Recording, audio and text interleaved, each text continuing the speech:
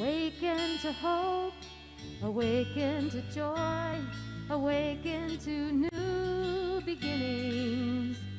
As the warm light of spring touches all living things and brings forth a world of green. The long winter is over, the days each growing longer. A smile, cherished friends' laughter, we are together again. Awaken to hope, awaken to love, awaken to all the feelings. With all that we've lost and all that we found, each life's a miraculous thing. The long winter is over, the days each growing longer. A smile, a cherished friend's laughter, we are together again. No more isolation, rejoice in the sunlight. Hear all of life's music, a beautiful symphony. Awaken to hope, be ready for change. Each day calls for evolution. To learn and to grow, seek what we don't know. The time to start is now. The long winter is over, the days each growing longer. A smile, a cherished friend's laughter, we are together again. We are together again.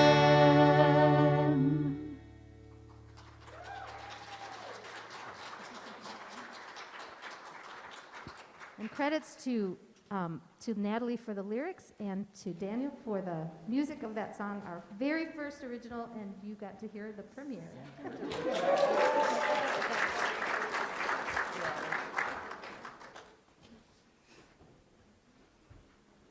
I'm going to go off script. Wow. Thank you so much, Kaleidoscope. That was beautiful.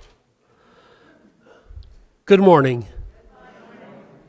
My name is Scott Kopishke, and I'm a member of your board of trustees. The pronouns I use for myself are he and him. Reverend Denise asked me to say something a little personal. I'm a Sagittarius. Oh, I guess she meant more about church. Joanne and I started coming here about a year and a half before we stopped seeing each other. So we haven't had a chance to really get to know a lot of people, but we're looking forward to it. And we miss the dinners in the home. We're so happy to have everybody here for this service. And hello to those of you who are watching online. I'd like to draw your attention to a few of the items that were announced in the latest e-news that went out on Thursday. Have you signed up yet for one of the cottage meetings? If you meant to, but you didn't yet, stop by the sign-up table on your way out. You can register in person today or online. Follow the e-news link. Friends and members should all attend one cottage meeting. I am hosting one, and you'll see Rev D at a lot of them also.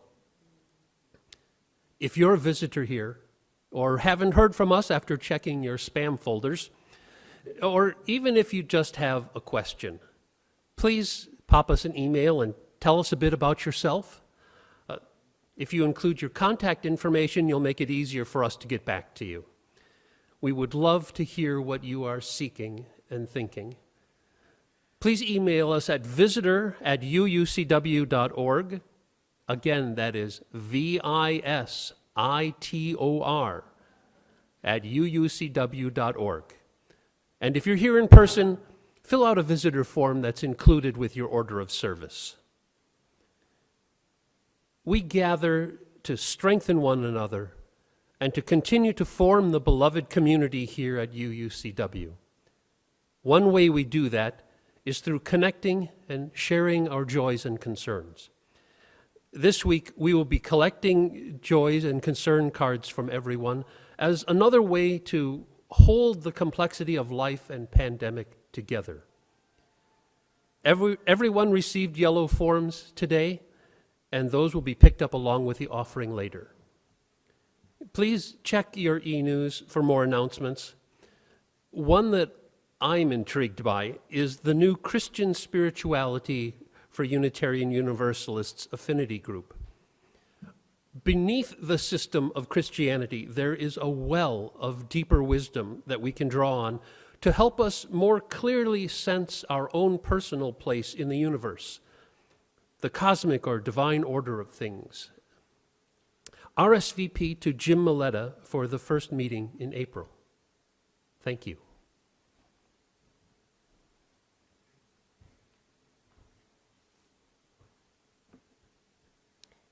Thank you, Scott. Thanks for filling in today, too. I am Reverend Denise Cawley, and I like that many of you call me Rev D, and my pronouns are she and hers. Today, we are putting relationships, love, and people first. It's easy to get caught up in trying to make everything how it was before. The only way forward is together. Now, something special occurs at 10:33 a.m. during our service today. Winter is finally almost over. This vernal marker can be a marker for you as well. The sun will pass directly above the equator and bring near equal amounts of day and night today. Pretty cool. I'm glad I'm sharing it with you. Whomever you are, from wherever you come, you are welcome here.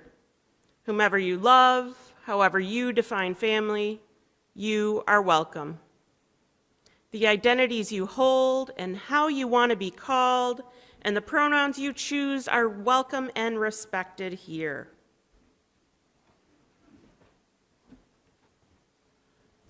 Whatever the color of your skin, the language your grandparents used, the cultures that move in your being, the abilities and disabilities that you hold, we welcome you. Whatever you believe, whatever your theology, prayer, or sacrament, even if none at all, we welcome you. We unite in Unitarian Universalist principles. We are a community of communities. There's lots of little communities here. The choir, lay pastoral care team, all of those different communities. We are spiritual seekers acting on our faith's call to justice. And we are united in covenant and the spirit of love. We welcome all of your bodies, all of your wounds, all of you. Welcome to our service of love.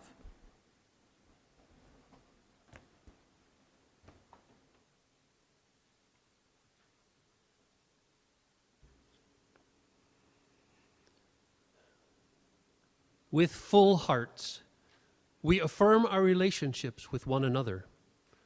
We recognize our agency and our connective power, and we accept our responsibility to be bold and courageous.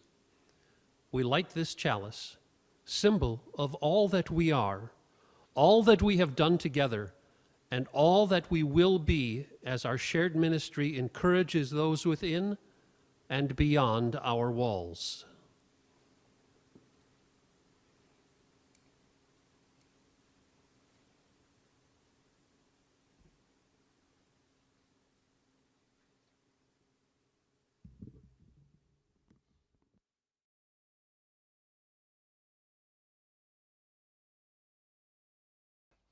O love, O pure, deep love, O love, O love, O pure,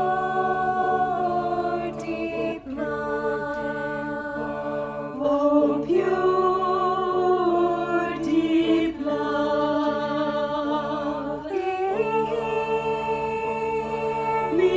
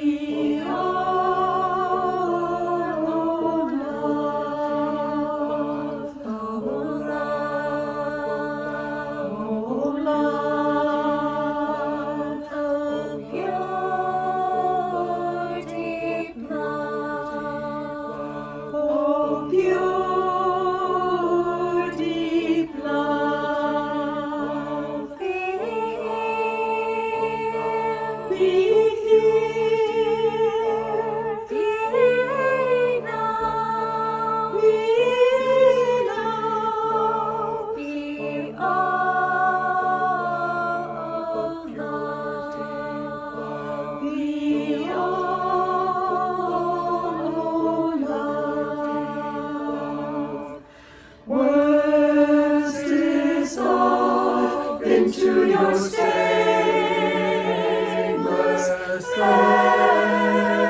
endless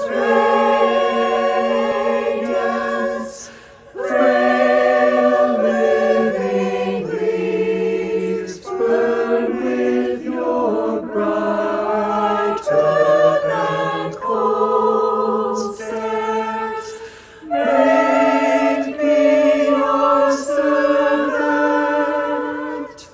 Make me your breath, your core.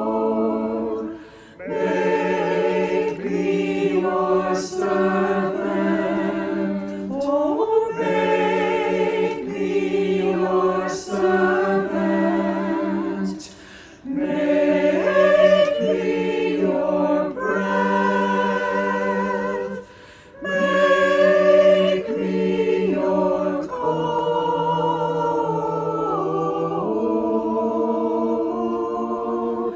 Make me your servant.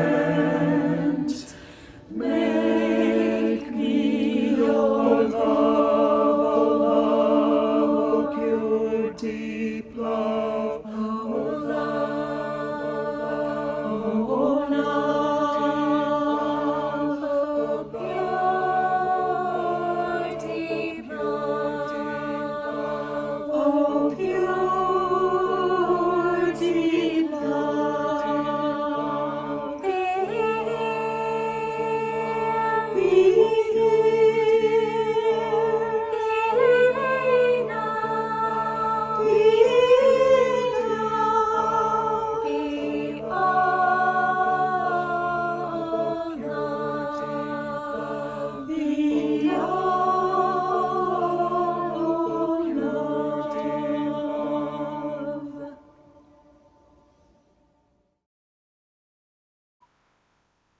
Good morning.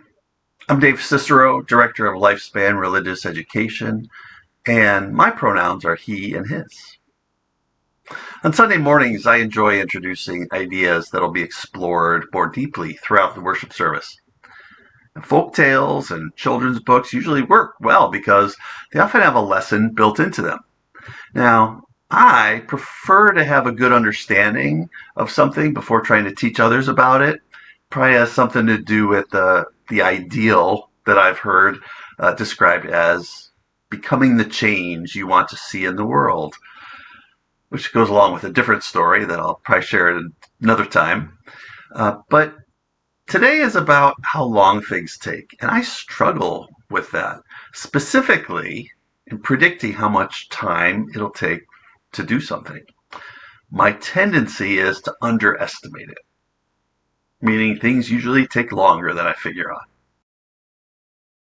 Now I wonder if that isn't because each week I do find myself quite amazed at how many things we can have within just minutes. News from around the world, information about any topic under the sun, an example or model for a project we need to work on. There's a lot available to us. And as anyone with parents knows and hears, this has not always been the case. As it turns out, I'm not alone in this. It's amazing what speed we grow accustomed to expecting. Now, our perception of time, especially of how long something takes, changes depending on our age, our experience, even our mood.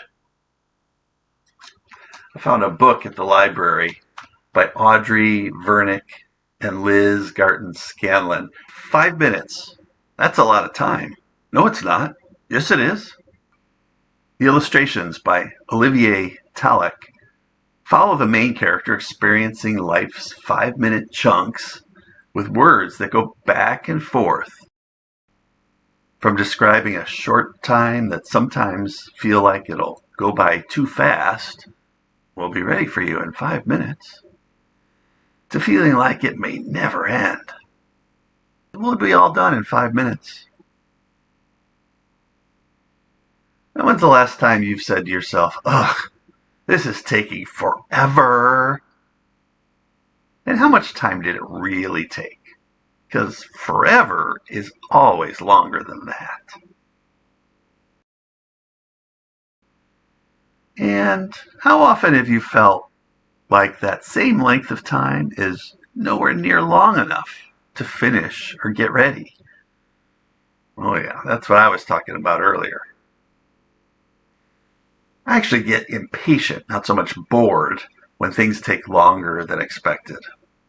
Like when I'm on the computer, for example, needing to wait, about 45 seconds for some information that would have taken me a couple hours at least to find before the internet existed. This is usually a sign that I need to take a few deep breaths and relax. Now, it's normal to be frustrated or disappointed when things, especially those we've had to do without or have been waiting a long time for, take longer than we'd hoped.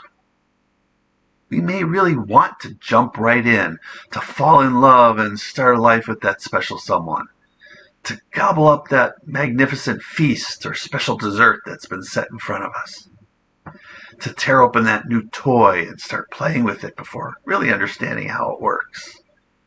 But think about it. Nothing good or important or long-lasting is ever rushed.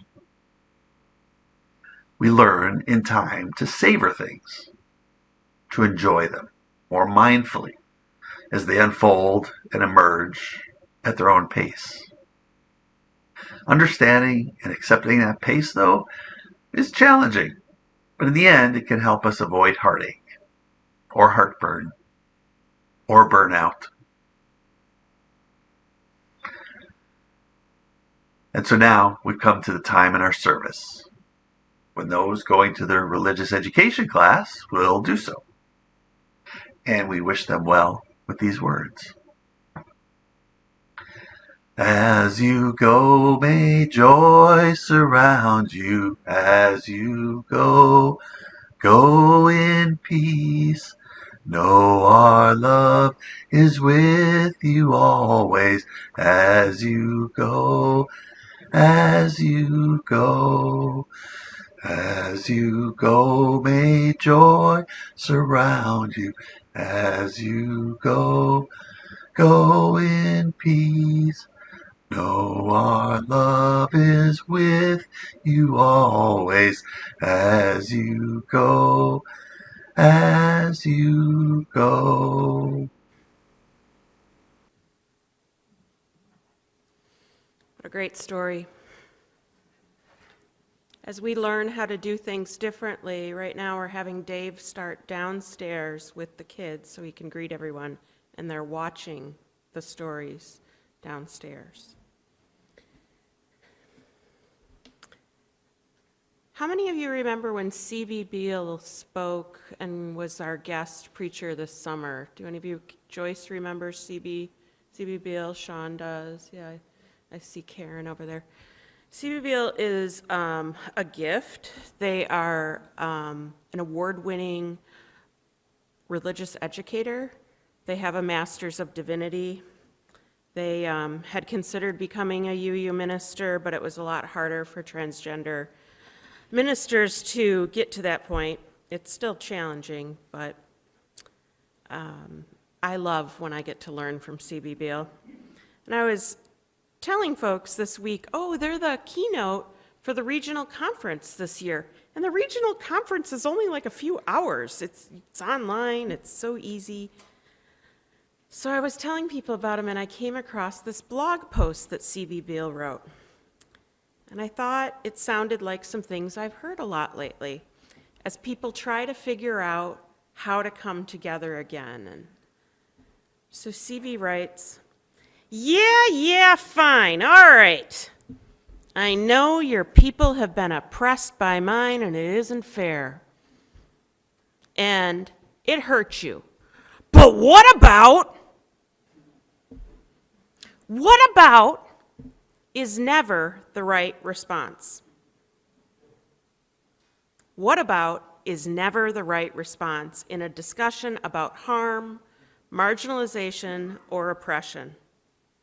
It signals that you intentionally want to change the subject, make it about yourself, duck the original comment, and I quote, I didn't write this, or generally be an ass. Stay present. Your presence is essential to meaningful dialogue, to bearing witness and letting someone bear witness to you, rather than your posturing or reactivity. It's a present to yourself to give yourself a chance to learn or grow or both. What about employed to win a point in a moment has a net loss in communication, integrity, relationship? It's okay to not have an answer in any particular moment. Defensiveness is a distraction. Instead of, what about, maybe just say, I'm going to have to think about that. Or, thanks for bringing it up. Or, that point took me by surprise. Can I get back to you? Lean into the values you hold dear. For me, that means integrity, honor, relationship, hard truth held gently. When hard things come, don't duck or deflect. Accept and reflect, and again, reflect. I'm going to give you 60 seconds to consider that, and then I'm going to ring the chime.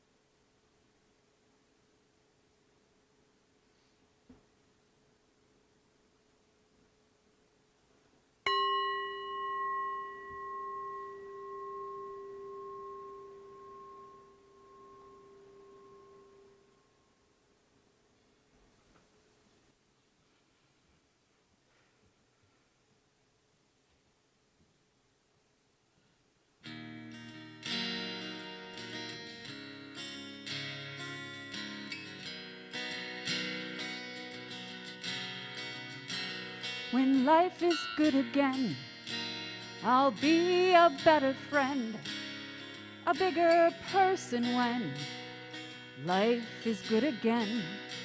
More thoughtful than I've been, I'll be so different then. More in the moment when life is good again.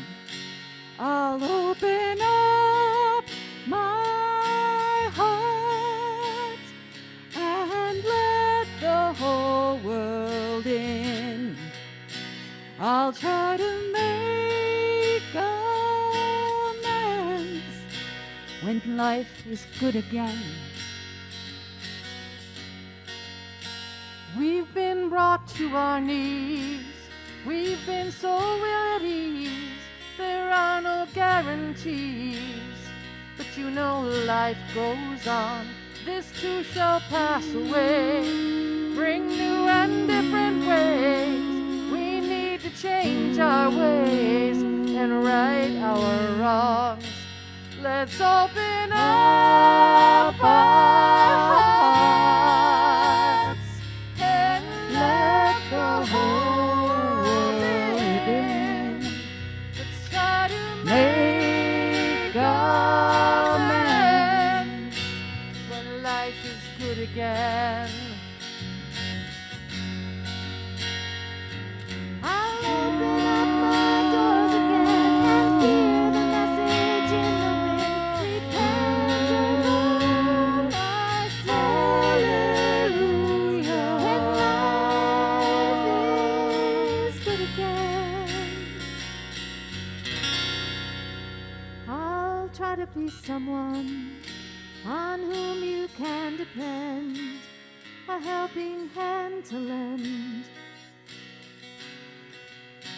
Let's open up our eyes and see what's going on. If we're to move along from where we've been, let's open up our hearts and let the light shine in. We've all got knees to bend, and we'll just pray to them. Ask God's forgiveness when life is good again. And it's gonna be good again. It's gonna be good again. It'll be alright. Love's the reason for all things. You want rainbows, you get rain. We'll all be forever changed. I'll sail my boat and fly my kite, walk in the park, go out at night, hold my loved ones extra tight. When everything is on the mend, I'll even drink with my old friends, sing and play my mandolin. We'll make it through this long dark night, darkness fades when faced with light. Everything's gonna be alright when life is good again.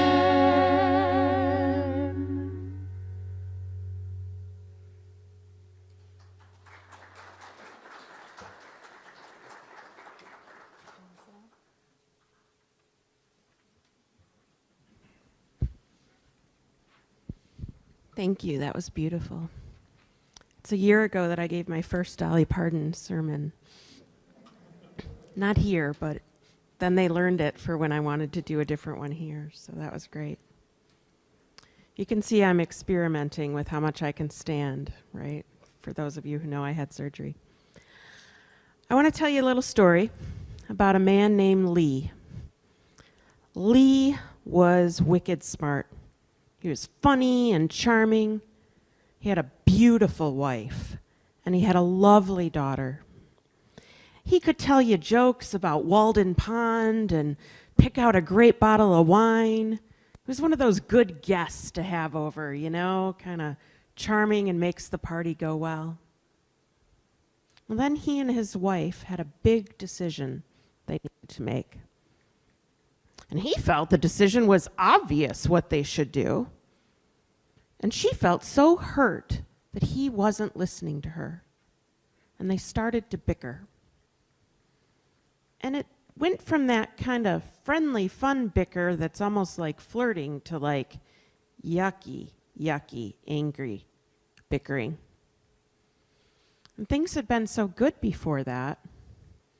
So they did what good UUs do, because he was also a Unitarian Universalist minister who was very well educated, right?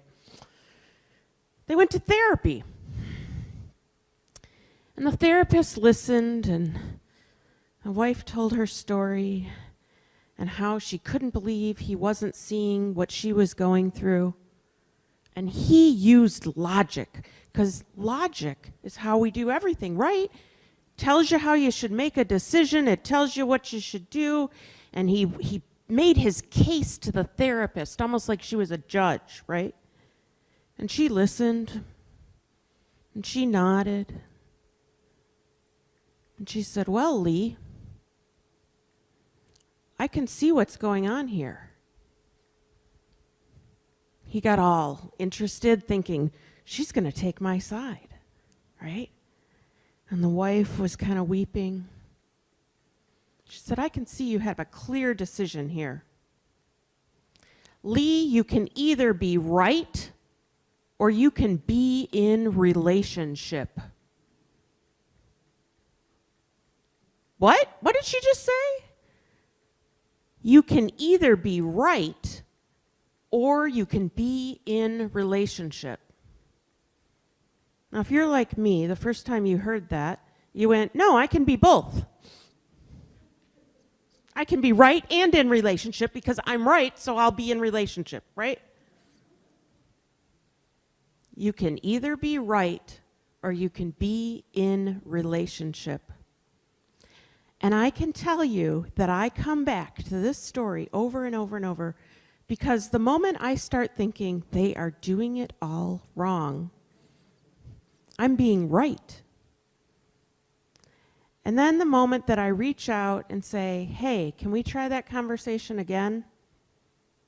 Can we go for a walk? That's when I can be in relationship. And so that's what today's sermon is about.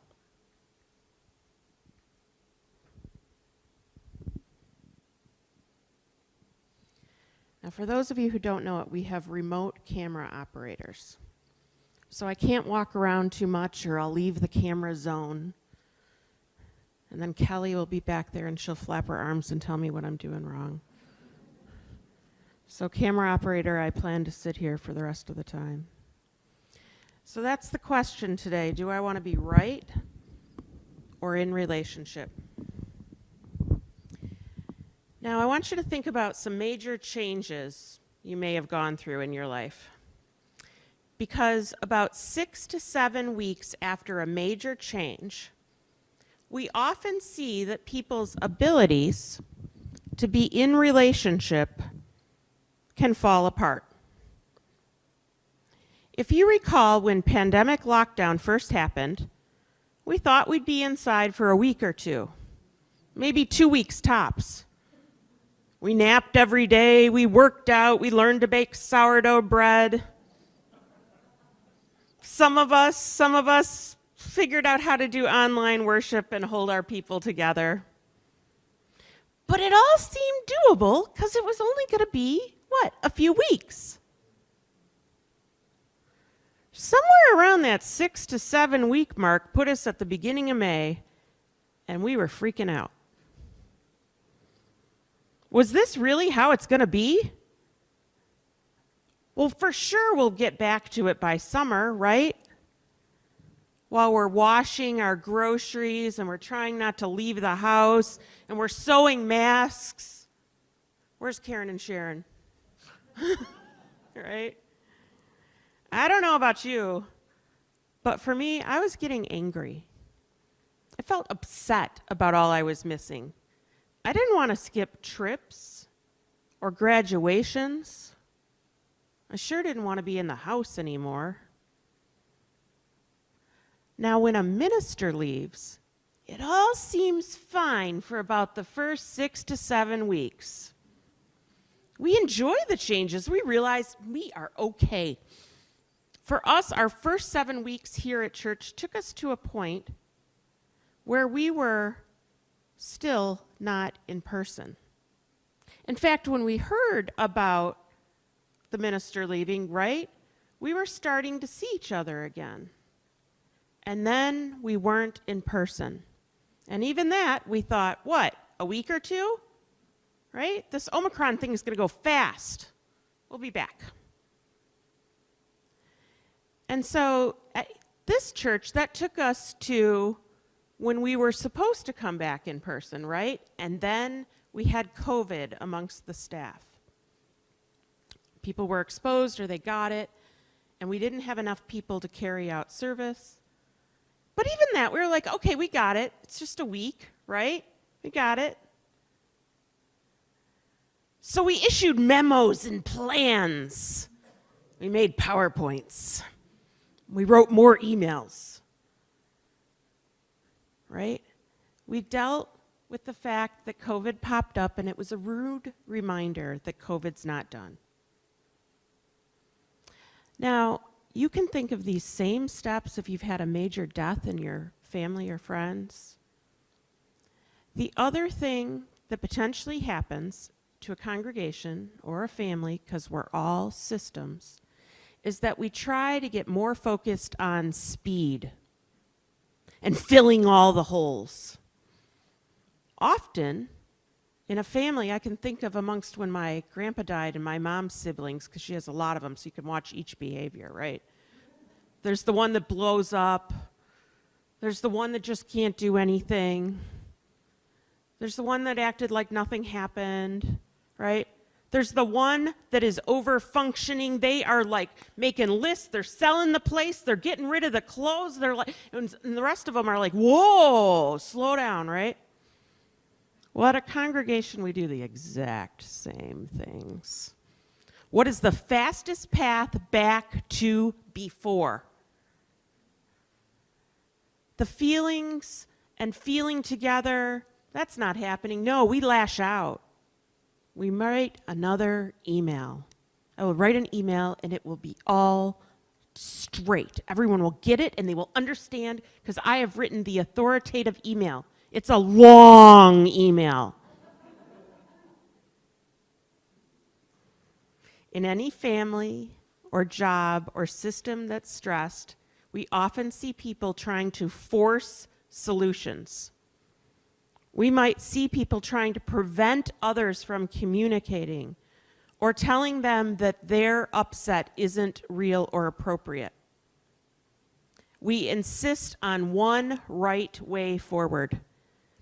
This isn't, don't think I'm talking about you, because of course it's not you, right? This is some other congregation, some other family, some other job. And the truth is, it's both, right? It's here, it's in your families, it's in your homes, it's in your work. One right way forward. Congregations where there has been a ministerial change, we often see people rejecting help. And we hear words like must, only, best, and right used a lot. Let me read you just a few traits from congregations that feel hurt and how they behave. Loss of membership. People leave. I'm out of there. Conflict escalates easily. There are far more blow-ups. People triangulate rather than directly communicate their concerns. Over-functioning by leaders and staff trying to hold it all together. There's a lowered immune system against bullying, harassment, and disrespect. There's a fear or dismissal of conflict. Trying to address conflict can seem like an impediment to the goal of filling the holes as fast as we can and getting back to normal. First, I got to tell you, it's all completely normal. So if you think you're special, you're not. You're normal. And we've all seen this in other systems. And we're seeing it in life right now because of pandemic, right? You can see these same traits after a serious illness or a big diagnosis, right? Hurt manifests these behaviors. Now, second, I got to tell you, we have a way forward. And in the coming weeks, I will announce healing-focused classes and events. And we have great resources. There are oodles of books on this. I know I'm getting help from my coaches and mentors, and I'm contacting our UUA resources, and I hope you'll take advantage of those. I am part of this system like any of you, and I know it was a lot easier for me to imagine getting systems up and running like the board asked me to when we were together in December, right? Because we were in person. And then the world closed back up again, and instead of opening, I did my best to pretend nothing was happening, right? I again thought 2 weeks, 4 weeks, I can make it. Yet it turned into 3 more months apart. I don't know about you, but for me, that made everything so much more challenging. Our hurt here at UUCW is compounded by not being together before the pandemic as our building was remodeled. We were like kind of together, but things were moving around. It was different, right? There was different all the time. And then pandemic. 2 years apart. Yes, we tried to see each other. Yes, we did some things, but it wasn't before, right? We then had our longtime minister leave, and we are racing to try to make everything right like it was before. And at some point, we have to stop and acknowledge it will be different. We have to mourn before. And just like congregations that take on these traits, right? We have it all off schedule. Right? So we don't know what's happening next, but we have to mourn before first. Now, I don't know about you, but the last 2 years, I haven't felt like there's been much space for reflection about pandemic. There's not been enough time to process all that has happened. I don't think we're going to know for years, maybe decades. Life continues to evolve and change, and there have been pockets of exploration with friends.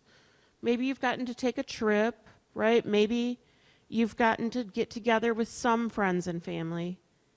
But overall, I've been too busy pivoting, right, to the next set of constraints and decisions and experiments to hold on to what that has all meant. Well, gosh, that's not been a part of my process. I've focused on surviving. And for those of you who know me, other times I have to duck out and take a little nap, right? For those of us who are technology fluent, this pandemic brought us more ways of connecting. Or I told myself that anyway. I kind of now wonder how true it really is. For those of us here who find technology confusing or dislike it, well, we've probably been more and more lonely. Lonely like we've never been.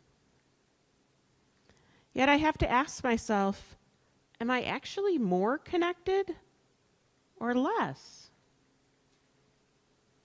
I have noticed that I am more likely to text or look on social media to find out what someone's up to than actually make plans to talk or see them. It's like I've forgotten how to leave the house. I'm still figuring out what's safe. However, I think I have forgotten the muscles that I need to stretch and go check things out.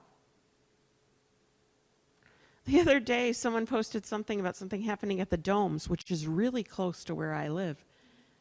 And I was like, it feels like a foreign land to go to the Domes. 5 minutes down the road. I see more and more people will not even reply to emails. They write really long ones and they feel like they've communicated, but no one even says, hey, thanks for letting me know. I got that. I'm thinking about it. It just sits now, unacknowledged, in the nether. And you know, I got to be honest, I can hardly call that communication. And again, we might craft a letter or an email for an hour because that's more efficient than calling. But again, is it really? Are we actually connecting? Did we have an exchange of understanding, or did we just send stuff out because that felt productive? I see folks no longer picking up the phone to talk about a hard topic, even when they dropped a bomb on their text or their email, right? And I know they're sitting right there because they keep answering me. Perhaps sending an angry text message feels better than finding out what is at the heart of the matter. Maybe we like that energy of being mad because we haven't felt things. We don't want to admit that, but really, there's a charge when you're upset, right? You feel something. One of my favorite musical artists, a friend of mine, Toshi Regan, a lot of you know her mom, Bernice Johnson Regan of Sweet Honey in the Rock. Toshi Regan has a song lyric that says, not even Jesus could make you happy. I think we're having a lot of Jesus can't make you happy moments. If I'm thinking about our friend Lee, we need to consider if we want to be right or if we want to be in relationship. The UUMA, My Ministers Association, is developing a new research project to identify the impacts of COVID-19 on our diversity of ministries and ministers. And the project's going to involve challenges and innovations in exploring all of those things and what religious professionals have faced as we learn from our collective trauma.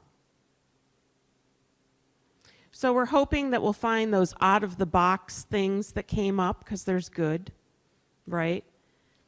But we also need to process the ouch. The best I can tell is that there's an unstable landscape ahead of us, and we have to continue to face uncertainty and ambiguity. Our landscape is rocky, and we have to keep making choices to balance ourselves and move into relationship. Because being alone and having one-sided communication, it's really not working for anybody in any system, right? I know this pandemic is going to continue to impact our lives, and looking for a single narrative, it's done, we're never going to do that again, and simple universal solutions don't work. When the board asked me how long it takes to open and close, I know they really wanted me to say a week or 2 weeks, but instead the staff and I worked at looking at all the areas and how long it takes to go from one state to another with each of those. And then each and every decision we make has a new set of variables. There's a new thing to say to the ushers, right? There's a new thing about how we light the chalice. You know, there's a new thing. If we're going to start tabling, there's a whole new set of stuff. What do? We got the TV. We have the overflow area. Do we stop that? Do we stop setting the one up downs? Who does all that? Every single thing we do is a myriad of directions. And I don't know about you, but I know how exhausted everyone is. I see our leaders in every realm, teachers, healthcare workers, therapists, everybody's exhausted. And so I know I need compassion. What does that look like for you? What does it feel like when someone's compassionate to you? Who can we let tap out I see some people saying, I gotta stay because I made the commitment. Sometimes you just gotta say, I love you and I need to have help. This is bigger than me, right? Can we tap out? Can we not start new things right now? But do our best to hold ourselves and each other and our families and our congregation together. We can do it. I really believe we can. We have to ask for help. We have to say, I don't know yet. Or, what you're saying makes me nervous. But we'll get there. I realize how much pressure I have felt trying to get everything up and running as fast as possible to stabilize this congregation. One of the smartest things I've done is started calling you. Some of you have gotten phone calls from me, right? Or answering machine messages, or we don't have answering machines anymore. You know what I mean. The millennials, if there's any listening, are like, what is that?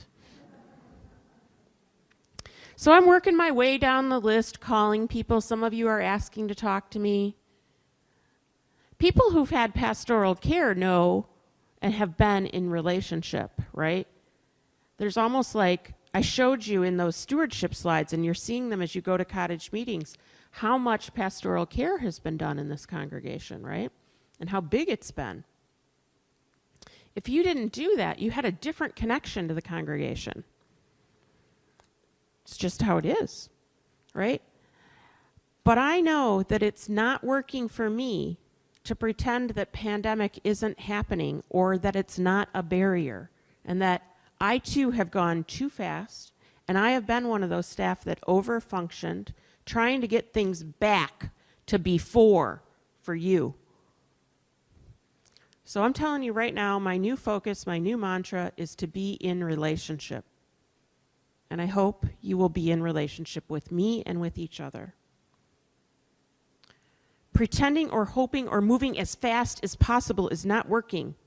We're all bumping up against things in our life, right? In our families. And we have this big divide of who thought vaccination was a good idea and who didn't, right? We have whole new divides. We have to go and get back into relationship. We're in this phase, we're just getting the ushers back together. Or goodness, I really want some coffee, but that is going to be another massive process that's so much bigger than just making coffee. Each thing we do brings back and produces a myriad of new decisions and new problems. And how are we keeping the kids that aren't vaccinated over here away from these? And should we be testing? And should we try this? Oh my God, it is so many things. And we're trying to run really, really fast.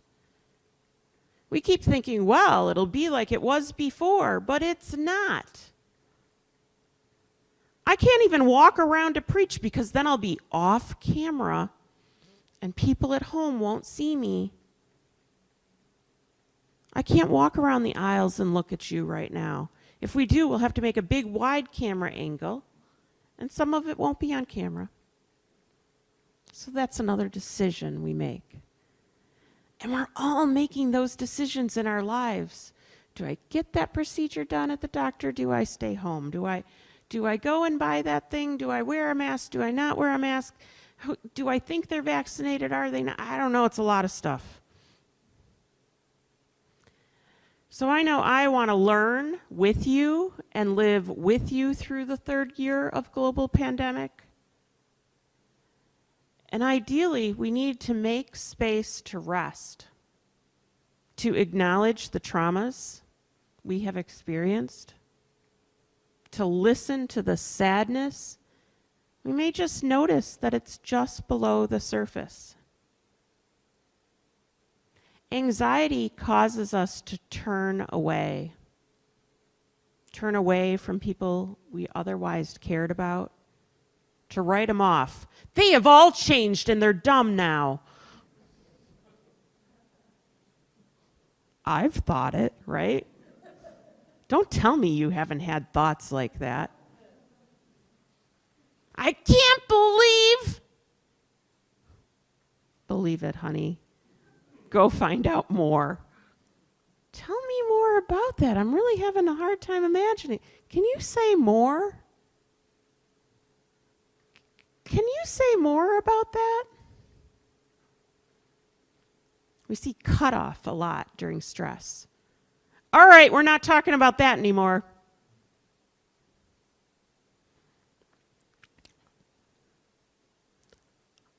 Our souls are crying. They are panging and wanting reconnection. So this is what I'm encouraging us to all do. It's not time to take on the next set of work we know is needed. The next set of work is helping our community adapt and thrive. So for at least a short while, we have to just be. Slow down. Slow the projects down. Ask yourself, does this really have to be done now? Does it really have to be done now? Is there a simpler solution right in front of you? Slow those have-to-do things down. We need to listen to each other. We need to look at one another. Just last week, me sitting this close to you after talking to you out there, I was like, wow, that's different. I got to learn how to preach again. Be together. Be together. But even while we attempt to rest, we must also slowly begin the work of strengthening ourselves for whatever crisis is next. Imagine those runners, right? Imagine you're watching a track meet. They are down low, right? They're nimble. They're nimble, right? They're ready. They're low to the ground. If they're going to fall, it won't be that far, right? They're low, they're ready. They're ready for the thing. We need to be nimble.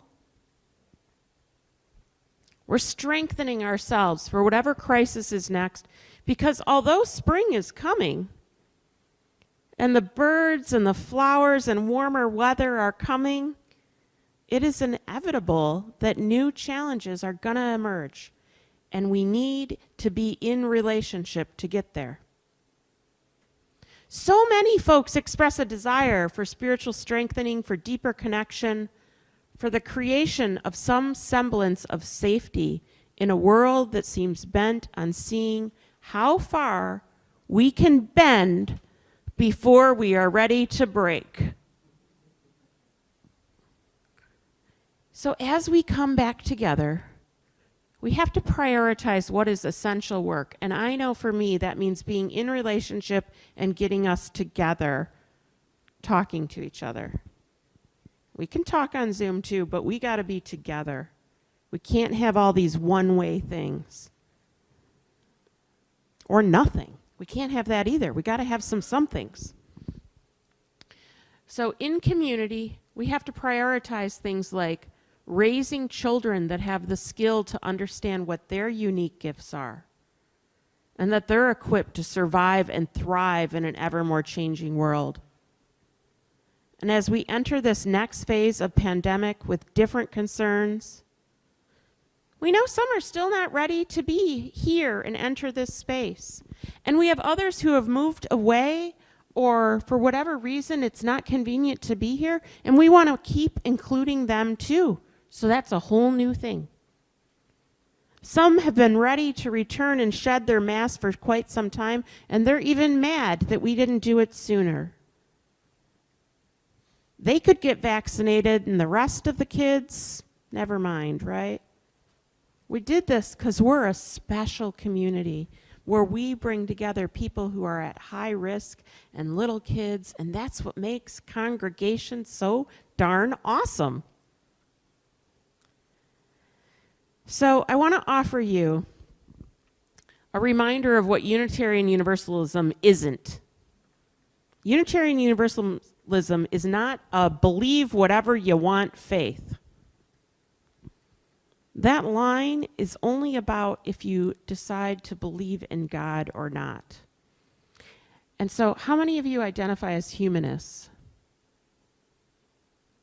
Okay, so renowned Unitarian and humanist James Luther Adams. He's so cool in Unitarian Universalism, we just call him JLA. James Luther Adams, you got your JLA? It happens around seminary, trust me. James Luther Adams is one of the fathers of humanism, and he noted in his seminal work, A Faith for the Free, don't get the idea that that means anything goes, all right? What he said is, not every kind of freedom is permissible in this community. If the community possesses no recognizable form and criterion, except offers absolute freedom, then it'll be utterly undependable. The faith of free persons must tangibly make them free in a community of human dignity and equal justice. Church and congregations are the root of being in relationship. We need one another. And being in relationship goes back to the reading I gave you from C.B. Beale, right? How do we stay in relationship rather than say, well, there's more of us and we think that, and so the heck with those who think something different, right? We got to find a way to keep staying in relationship. So as you look at that yellow Joys and Concerns paper you got, I invite you to fill it out. Did we pass out pens? Does everyone need to have something to write on? Okay, they're going to go quick look for pens. I call on all of us to move forward in relationship. Giving people an equal chance at this faith, at respect and dignity, means not cutting off communication. It means calling one another back into covenant. Don't we owe one another the chance, the opportunity to be in relationship? So take a look at those sheets and consider your intention, your joy or concern about being in relationship. I call on us now to move forward in relationship. Indeed, giving people an equal chance at this faith. Consider that as the weather begins to warm and the earth begins to explode with new life and color. Let us collectively reflect on our rebirth and renewal by moving all of us forward in relationship together. May we dance together. May we thrive. And as previous interim minister Sam Shaw used to say, my friends, you have not been to church. You are the church.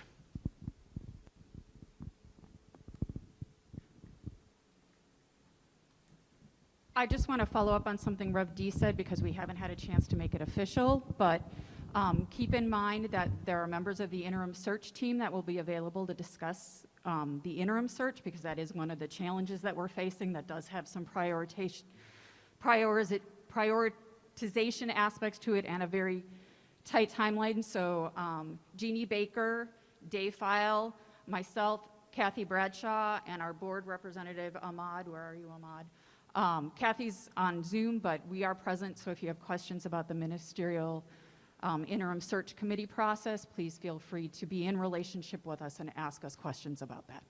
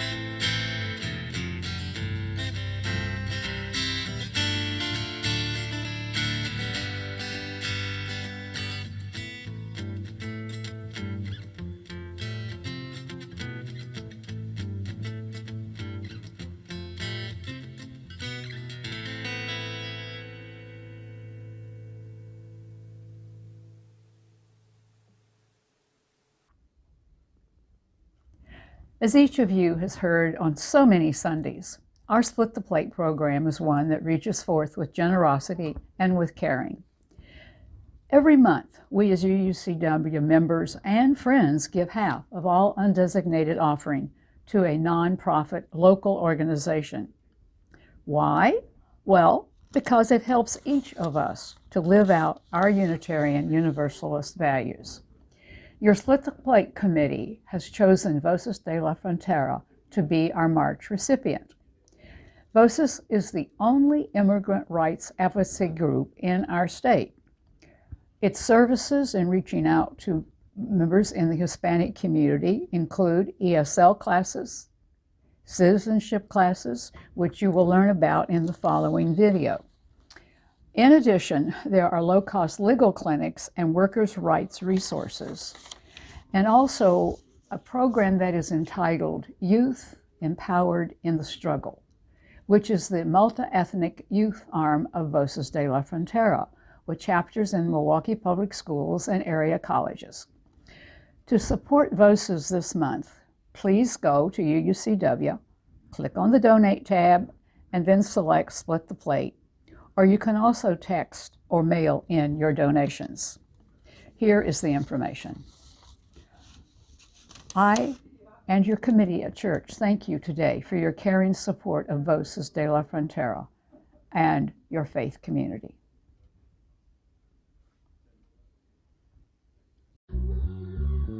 Sometimes it's really hard to see the impact that you're making. But when I come here in the Saturdays, I always get a thank you, miss, thank you, maestra, thank you, teacher. And I'm just like, I'm here teaching you what you already deserve.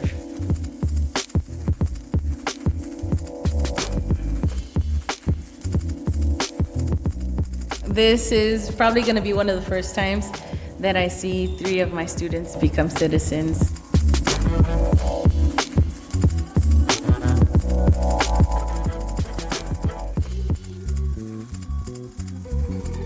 When I finally got into that first class, I saw all of this overwhelming information, and I thought to myself, if it's overwhelming for me, it must be 10 times more like a struggle for people who are taking the classes, who might not speak English, who might not write, who might have never finished classes or school.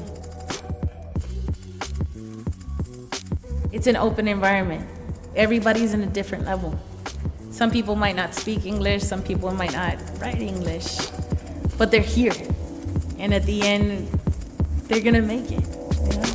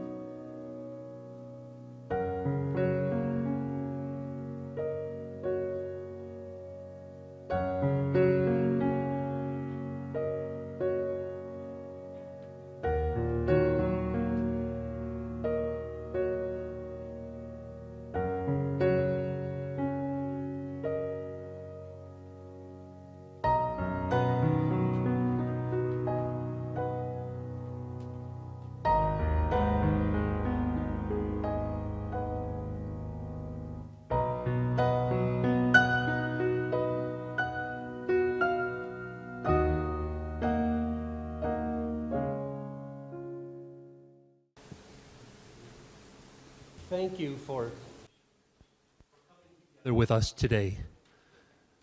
Thank you for sharing your joys and concerns, and as we as a community lift them up, please remember to be gentle with yourself, and to be kind to each other. Thank you for sharing your generosity. We need it now more than ever as we work to build ourselves back up after such long times apart. Please remember to sign up for a cottage meeting on your way out. I look forward to saying hello to you in the receiving line.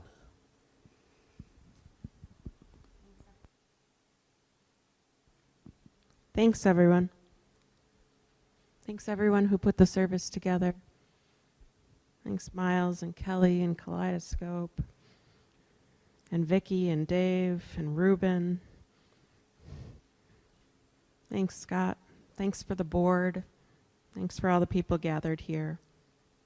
As we leave this gathered community, we don't leave our connection, our concerns, or our care for each other, our service to each other and the world, and to our faith. It all continues. And so until we are together again, friends, be strong, be true, and be loving.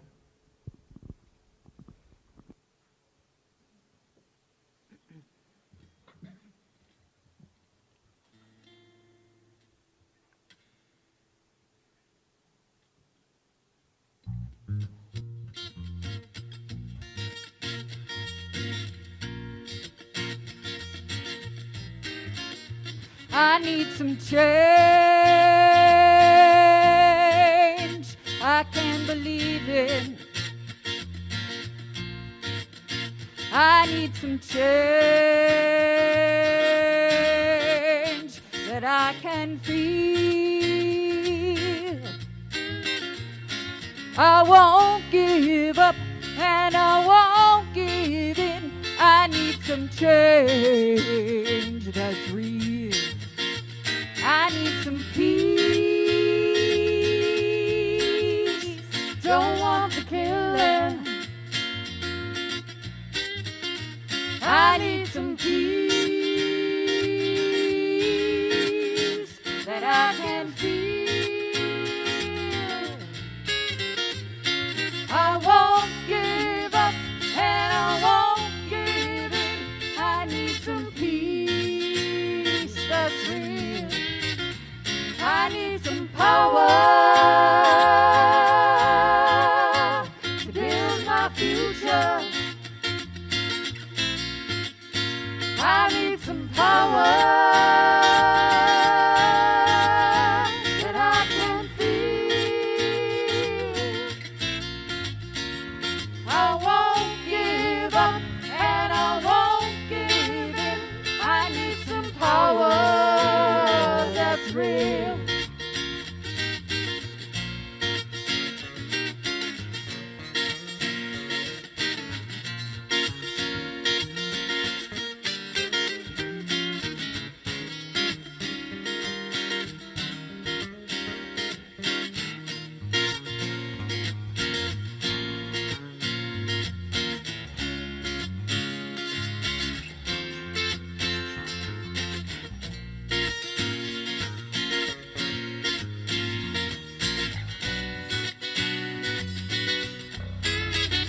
I need some hope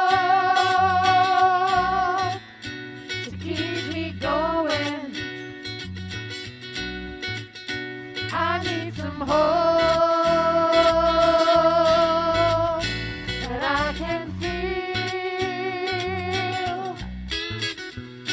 I won't give up and I won't give in.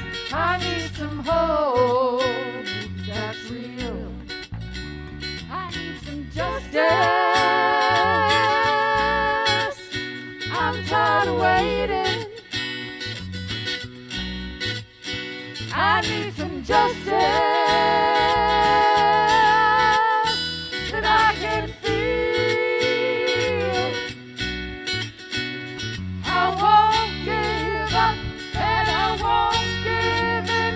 I need some justice that's real. I need some hope that's real. I need some power that's real. I need some peace that's real. I need some change. That's real.